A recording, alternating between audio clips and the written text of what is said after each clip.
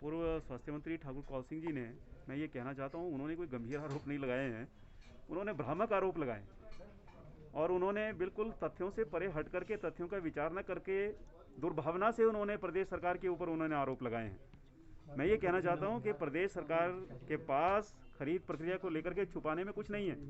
आज इस press conference के अंदर विस्तार से मैंने पूरी खरीद प्रक्रिया की जानकारी जो है वो आपके समक्ष रखी है और मैं ये कहना चाहता हूँ कि ये खरीद जो है ये भारत सरकार के ही एक उपक्रम CPWD, जिससे ना सिर्फ हमारा प्रदेश बल्कि हमारे देश के अन्य राज्य भी जो है, और जहाँ तक जो मेडिकल इक्विपमेंट है और अस्पताल हैं हमारे, उसमें निर्माण संबंधी, इंफ्रा संबंधी जो भी निर्माण होना है, उसमें अगर कोई पूरे देश में सबसे विश्वस्त एजेंसी है तो वो CPWD है।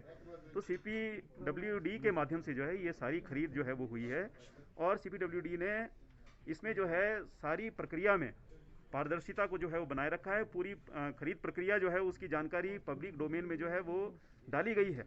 लेकिन ठीक है, उस समय ये समय ऐसा था कि जब डिमांड जो थी पल्स ऑक्सीमीटर्स की, ऑक्सीजन, क्योंकि मैनीफोल्ड सिस्टम जो है हमारे अस्पतालों में नहीं लगा हुआ था, बहुमूल्य जानें जो हैं वो हमको बचानी थी, इसलिए प्रदेश सरकार ने निर्णय किया कि जल्दी जो है ये प्रोक्योरमेंट करके और फिर हमको जो है लोगों के जीवन को बचाने की ओर हमको बढ़ना है, इसलिए ये खरीद हुई है। और ये एक्सप्लोर करके जिस ब्रांड के पल्स ऑक्सीमीटर को लेकर के वो बहुत घृणित और घटिया आरोप जिस प्रकार से ठाकुर कौल सिंह लगा रहे हैं, आज मैंने सुबह ही जो है ये एक्सप्लोर का जो पल्स ऑक्सीमीटर का जो ये इसका बेस मॉडल है उसकी कीमत मैं आज देख रहा था, तो 1800 जो है आज की डेट में भी। और प्रदेश सरकार आज जो पल्स ऑक्सीमीटर और खरीद रही है तो वो 300-350 रुपये तक की जो है उसकी कीमत है।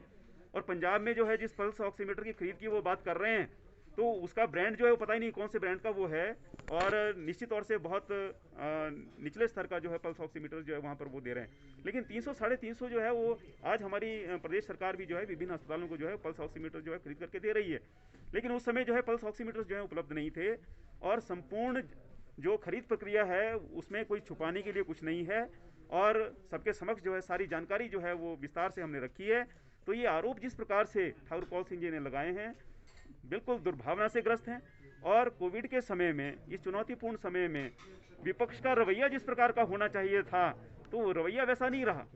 कहीं सहयोग जो है 1% भी उन्होंने सरकार का नहीं किया, उल्टे जो है इस प्रकार के घृणित आरोप लगा करके जो है वो सरकार की साख को खराब करना चाहते हैं। और मुझे ये लगता है कि कहीं ना कहीं अपनी डूबती हुई जो उनकी राजनीतिक पारी है उसको जिंदा करने के लिए कोई उसी उनको छेड़ना है, नेता बनना है उनको, तो उसके पीछे उनकी ये मंशा जो है वो रही होगी।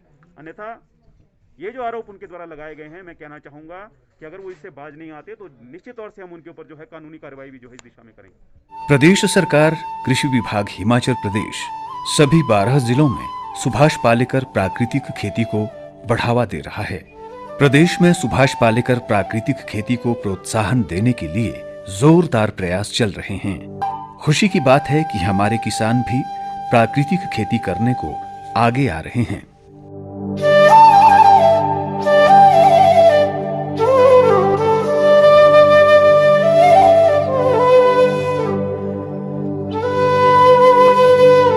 प्राकृतिक खेती से कोई नुकसान नहीं है, जो इसमें कोई खर्च नहीं है और ना ही इसमें कोई पर्यावरण के लिए नुकसान भी नहीं है।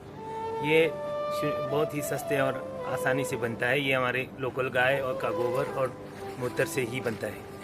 सभी किसान भाइयों से अनुरोध करना चाहता हूँ कि आप भी रासायनिक को छोड़ के प्राकृतिक खेती की ओर आ जाएं और पूर्ण मेरा विश्वास है कि आप लोग भी यह काम करेंगे। राजन दास ने जो सब्जियों की खेती पॉली हाउसों में की है या बाहर खेतों में, ये सुभाष पालेकर प्राकृतिक खेती करके खुश हैं और चाहते हैं कि अन्य किसान भी इसे अपनाएं।